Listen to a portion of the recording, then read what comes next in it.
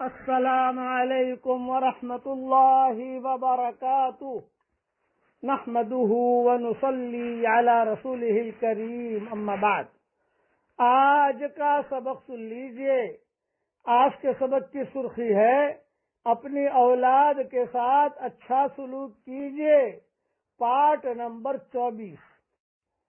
اپنی اولاد کو اخلاقی بیماریوں سے بچائیے، بچوں کو بھی بچائیے، بچیوں کو بھی بچائیے، اور جہنم کا ایندھن بننے سے بھی بچائیے۔ ابتدائی شعور کا زمانہ بہت نازک ہوتا ہے، اس میں عقل پختہ نہیں ہوتی اور جسمانی تبدیلیوں اور جذبات کا ظہور ہوتا ہے۔ اگر اس وقت میں بچوں کی اچھی طرح نگرانی نہ کی گئی تو بعد میں اس کے بڑے خطرناک نتائج برآمد ہوتے ہیں۔ اسی لیے حضرت محمد صلی اللہ علیہ وسلم نے جہاں 10 سال کی عمر ہونے پر سختی سے نماز کی تاکید کرنے کا حکم دیا ہے، وہیں یہ بھی فرمایا کہ بچوں اور بچیوں کے بستر الگ الگ کر دو۔ سنن ابو داؤد میں یہ حدیث ہے۔ شارحین حدیث اور جتنے مفسرین ہیں وہ لکھتے ہیں کہ 10 سال کی عمر کے بعد ہر لڑکے اور لڑکی کا بستر الگ کر دینا چاہیے، ہر بچے بچی کا بستر الگ کر دینا چاہیے۔ حدیث کا مقصود صرف یہی نہیں ہے کہ بچے الگ لیٹیں اور بچیاں الگ سوئیں، بلکہ ہم عمر لڑکے اور ہم عمر لڑکیاں بھی ایک بستر پر نہ سویا کریں، اس لیے کہ اس عمر میں بے خیالی میں لپٹنا جھپٹنا اخلاق پر نہایت برا اثر ڈالتا ہے۔ افسوس ہے کہ آج کل عموماً گھروں کی تنگیوں کی وجہ سے، رہائش گاہوں کی تنگیوں کی وجہ سے حضرت محمد صلی اللہ علیہ وسلم کی اس پاکیزہ اور مفید ہدایت پر عمل نہیں کیا جاتا۔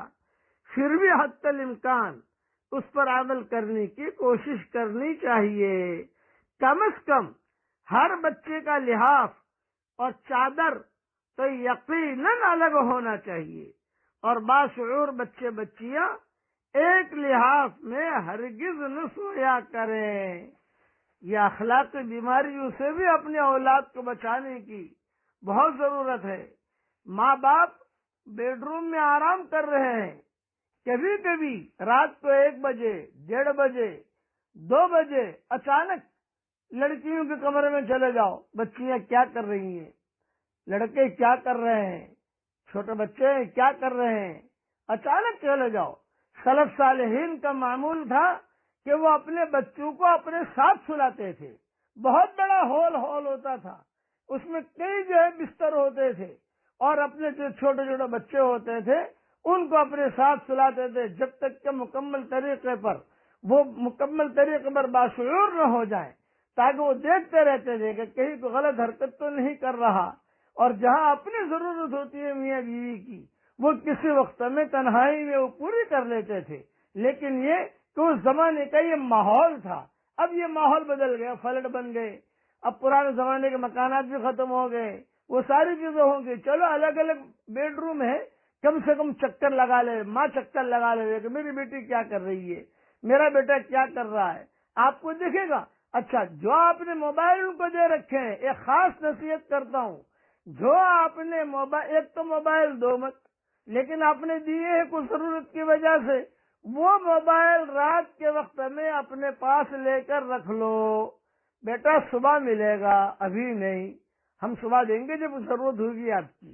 اور یہ بھی کر سکتے ہیں کہ ہوم ورک کرنا ہے، موبائل کی ضرورت ہے، سامنے بٹھاؤ، تھوڑا ٹائم دیجیے، آپ سامنے میں بیٹھی ہوں، آپ اپنا ہوم ورک پورا کر دیجیے۔ جہاں ہوم ورک پورا ہو جائے فوراً جو ہے موبائل لے لو۔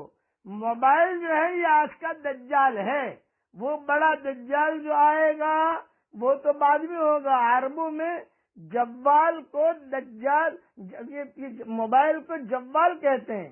تو میں عربوں میں جب بیان کرنے کے لیے بیٹھتا ہوں تو میں اعلان کرتا ہوں بھائی دجال کا سوئچ آف کر لو۔ وہ بہت ہنستے ہیں عرب، میں نے اس کا نام رکھا ہے دجال عربوں کے لیے۔ میں نے کہا اس کو سوئچ آف کرو یا وائبریٹ پر کرو تو اللہ رسول کی بات سمجھ میں آئے گی، ورنہ تم موبائل بھی دیکھتے رہو گے، بات بھی سنتے رہو گے تو اللہ رسول کی بات کیا سمجھ میں آئے گی؟ اس لیے اپنی اولاد کے ساتھ اچھا سلوک کیجیے، اچھے اخلاق انہیں سکھائیے اور حضور صلی اللہ علیہ وسلم کی باتوں پر انہیں عمل کرائیے۔ اب پڑھ لیجیے میرے ساتھ، سبحان اللہ و بحمدہ عدد خلقہ ورضا نفسہ وزنت عرشہ ومداد کلماتہ۔ اللہ تعالیٰ کو یہ جملے بہت پسند ہے، اسے گنگناتے رہو، اللہ تعالیٰ ہم سب سے راضی ہو جائے، آمین۔